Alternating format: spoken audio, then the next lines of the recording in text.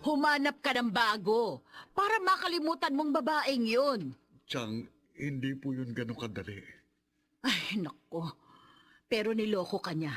Kaya tama lang na wag mo siyang panghinayangan. Makakahanap ka pa ng iba. Minsan, ang tao'y nakaiisip gumawa ng mali dahil sa dinanas na kabiguan. Ngunit, ito nga ba ang dapat na solusyon? Papaano nga ba dapat harapin ang kabiguang pinagdaraanan? Mga kaibigan, pakinggan natin ang naging karanasan ni Sammy sa ating dunang sa kanyang panahon.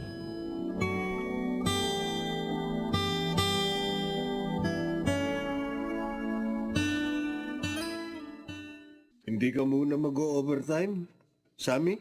Oh, Greg, kailangan ko umuwi ng maaga dahil gusto kong sorpresahin si Terry. Bakit? Ano ba okasyon? Anniversary namin ngayon. Oh? Baka nga nagtatampo yun sa akin eh. Hindi ako nag-greet sa kanya kaninang umaga. Nagkunwari akong hindi ko alam at wala akong maalalang okasyon. Ang gusto ko kasi, sorpresahin siya sa pag-uwi ko. Kaya dadaan pa ako ng flower shop para bumili ng bulaklak. Ayos din ang gimmick mo. O, diba? Ganun naman talaga dapat eh. Kailangan may konting gimmick para pampaanghang sa relasyon. Siguro magpo-propose ka na rin ng kasal sa kanya. No? Ha? 5 taon na rin kayong naglilibin. Galing mo talaga. Tama ka, Greg. Kaya tiyak na mapapasaya ko siya sa sobrang ng sorpresa ko. Kaya nga umuwi ka na. Baka naghihintay na siya sa'yo.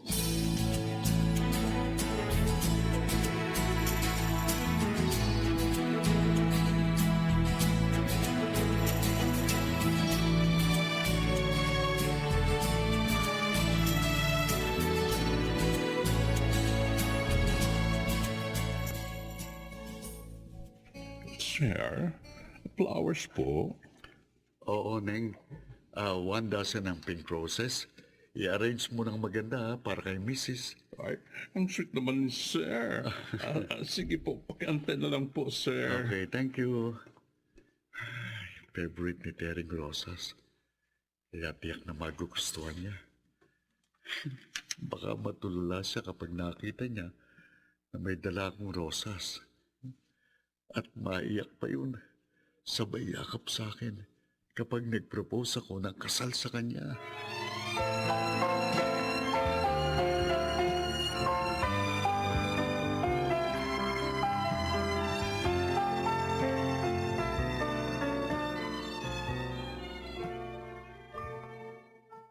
Terry? Terry? Oh, bakit wala siya dito sa loob ng bahay? Saan nagpunta yun? Baka nasa loob ng kwarto at natutulog.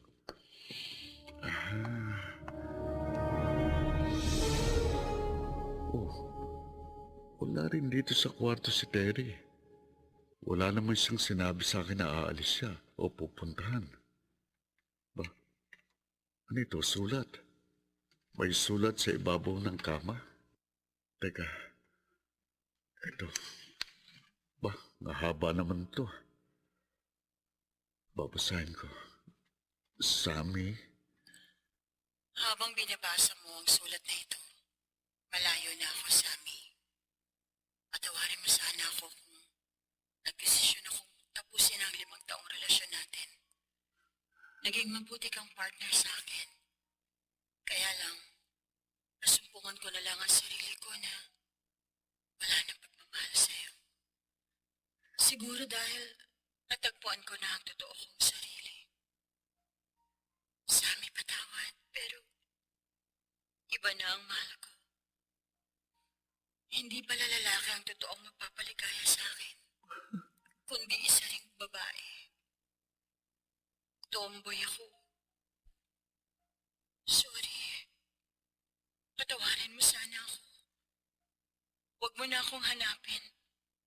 At sana, matagpuan mo rin ang tunay na nagmamahal sa'yo. Hindi. Hindi ito totoo. Hindi. Bakit nagawa mo sa akin ito, Terry? Bakit?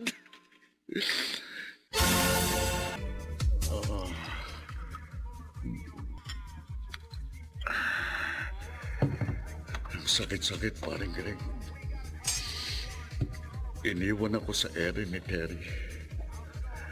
Akala ko masusurpresa ko siya doon sa araw ng anniversary namin. Pero ako palang susurpresahin niya. Masakit na sorpresang ginawa niya. Sobrang sakit ang ipinagpatok. Sammy, wala ka na magagawa kundi tanggapin mo na lang ang katotohanan. Hindi na babalik sa iyo si Terry. Hindi niya ipinagkaila sa iyo ang totoong dahilan. Iba na ang gusto niya. At hindi ikaw yun, kundi isang babae. Sobrang sakit. Parang hindi ko kayang tanggapin na dito mauuwing 5 taon na pinagsamahan namin.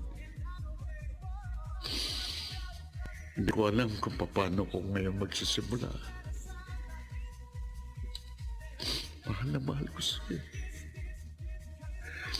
Hindi ko maubos maisip kung paano ako mabubuhay na wala siya. Mahal na mahal ko pa rin siya. Kahit ipinagtapat na niya sa akin ang totoong pagkatao niya.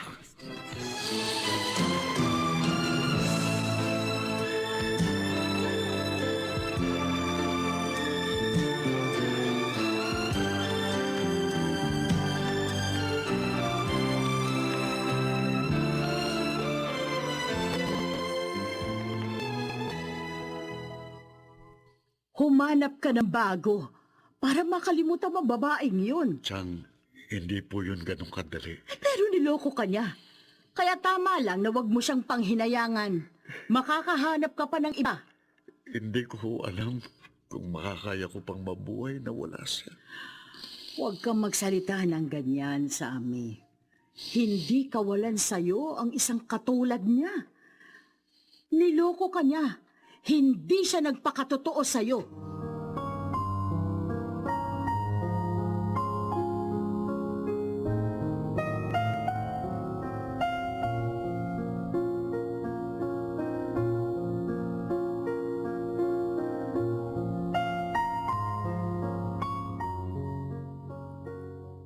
Ang hirap ng ganito.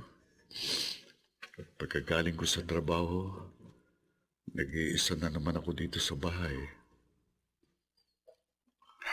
Lalo ko lang naaalala si Terry.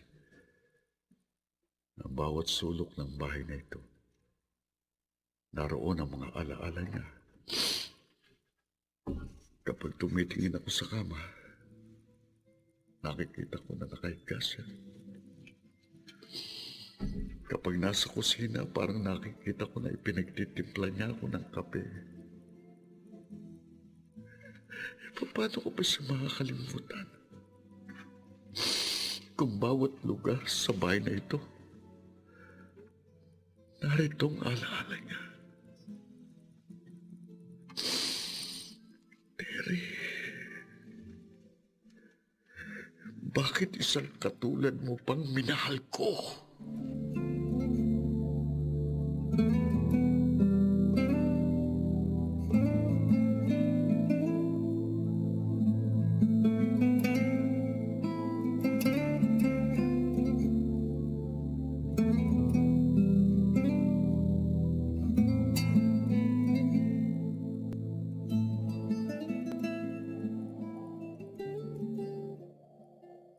Narito na ako sa itaas ng tulay. Dito ko wawakasan ang buhay ko. Hindi ko kayang mabuhay nang wala si Terry. Kahit ano pa siya. Handa ko sana siyang tanggapin. Pero ayaw na niya sa akin. Kaya ano pang silbi ng mabuhay ako na ayaw na sa akin ang taong mahal ko. Bukas tiyak, Laman na ako ng mga post sa social media.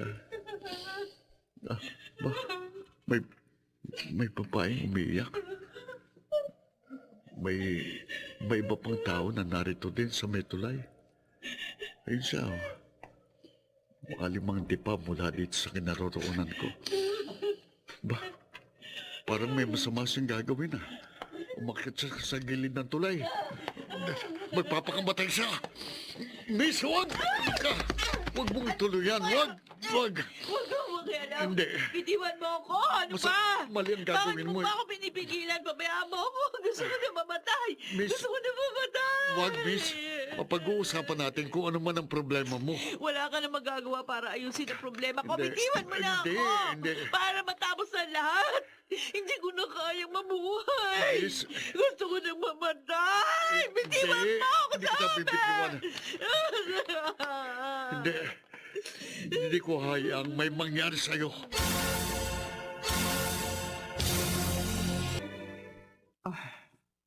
Natutulog na si Linda. Nagpapahinga na siya. Ang mabait ang pangalan mo, iyo? Sami po. Maraming salamat sa iyo, Sammy. Iniligtas mo ang buhay ng aming nag-iisang anak. Kung wala ka sa tulay ng mga pagkakataong yun, baka wala na si Linda. Nagawa sana niyan tumalon sa tulay. Nalunod na siya. Kaya utang namin sa iyo ang buhay niya. Iniwan ko pala si Linda ng kanyang boyfriend. Oo. Nagpaplano na sila magpakasal. Kaya lang nag-abroad ang boyfriend niya. Pero matyagang naghintay si Linda. Dahil mahal na mahal niya ang kanyang boyfriend. Kaya lang pag-uwi nito, saka siya iniwan. Dahil may nakilala palang iba sa abroad at buntis na yung babae. Nahihirapan ang anak ko na tanggapin ang kabiguang yun. Sobra niyang minahal ang kanyang boyfriend. Tapos, paaasahin lang pala siya at lolokohin. Sobrang sakit nga ho nun. Tama ka. Masyado masakit yun. Pero hindi doon natatapos ang buhay ng tao. Ang bawat kabiguan, gaano man ito kasakit, ay bahagi ng ating buhay. Hindi natin maipaliliwanag ang kaligayahan kung hindi natin mararanasan ang kabiguan. Pero hindi ibig sabihin, kapag nabigo, talunan na tayo. Mali yun. Dahil ang kabiguan na magsisilbing lakas natin para matuto at patuloy tayong lumaban. Hindi tayo dapat patalo sa isang kabiguan na dumaan sa ating buhay. Dahil ako man, nakaranas ding mabigo. Hindi lamang isang ulit. Maraming beses. Pero hindi ako nagpatalo, kundi lumaban ako. Dahil naniniwala akong pagkatapos ng kabiguan, may kaligayahan. At yun ang kinasasabikan ko tuwing ako'y mabibigo.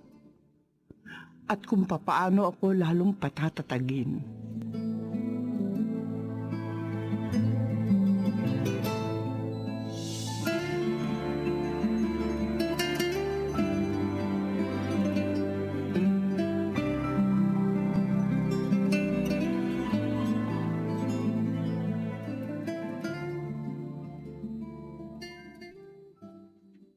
Hindi mawala sa isip ko mga sinabi ng mama ni Linda. Tama lahat eh. Hindi ang isang kabiguan lang ang magpapabagsak sa akin. Hindi ang pag-iwan ni Terry ang magiging dahilan para tapusin ko ang buhay ko.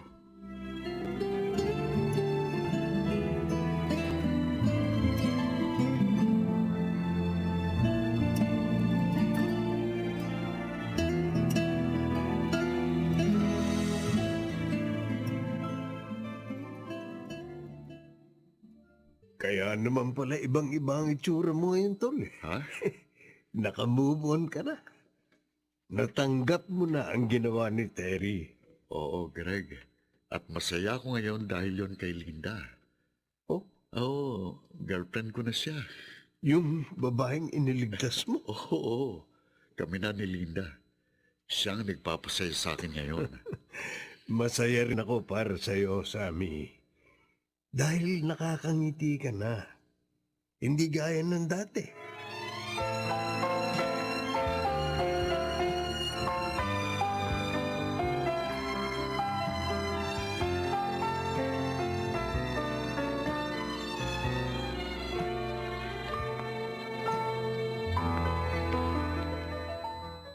Sammy, salamat ha. Saan? Sa ginawa mong pagliligtas sa akin. Paulit-ulit ako magpapasalamat sa'yo. Dahil kung hindi mo ko pinigilang tumalon sa tulay, edi tapos na ang istorya ng buhay ko. At tragic ang ending nun. Pero ngayon, patuloy ang kwento ng buhay ko. At may masasayang eksena. At yun ay dahil sa'yo, Sammy. Nagpapasalamat ako na nakilala ko yung tao na nagpapasaya sa akin ngayon. Mas na-appreciate ko ang mabuhay pagkatapos ng kabiguan. Ako rin naman eh. Mas masaya ako ngayon. Dahil dumating ka sa buhay ko nung mga panahon na bagsak din ako. Ang totoo nga, gusto ko rin magpasalamat sa iyo eh. Saan? Sa pagliligtas mo rin sa buhay ko. Ha? Iniligtas kita? Oo. Ngayon ko lang sasabihin ito sa iyo, Linda. Ang totoong dahilan bakit naroon ako sa may tulay, Ano? dahil pareho lang tayo ng nararamdaman ng mga oras na yun. Nasaktan dahil sa kabiguan at nawawalan ng pag-asa kagaya mo. Umiyak din ako ng sandaling yun at gusto ko ring wakasan ang buhay ko. Plano ko ring tumalon sa tulay. Oh? Totoo yun. Ano? Pero hindi yun natuloy dahil sa'yo. Nakita ko kasi ang gagawin mo eh. At mabilis ang naging reaksyon ko. Yun ay ang pigilan ka. Ang iligtas ang buhay mo.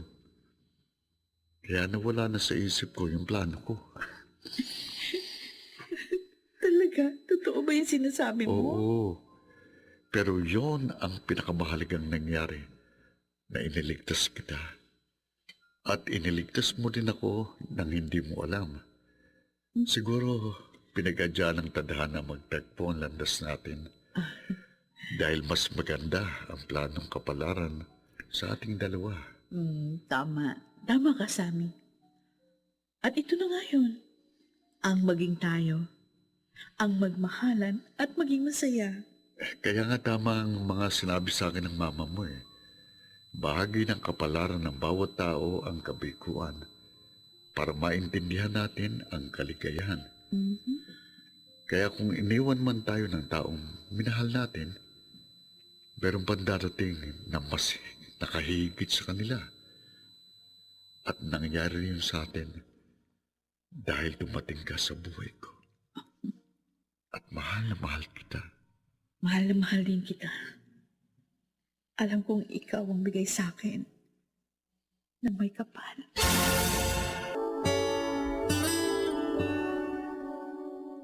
Ang kalungkutan at ang kabiguan ay ating pinagdaraanan. Hindi natin ito maaaring iwasan. Subalit anuman ang ating maranasan, huwag mawala ng pag-asa. Dahil sa dulo ng ating paglalakbay, naroroon ang tunay na kaligayahan sa kanyang panahon.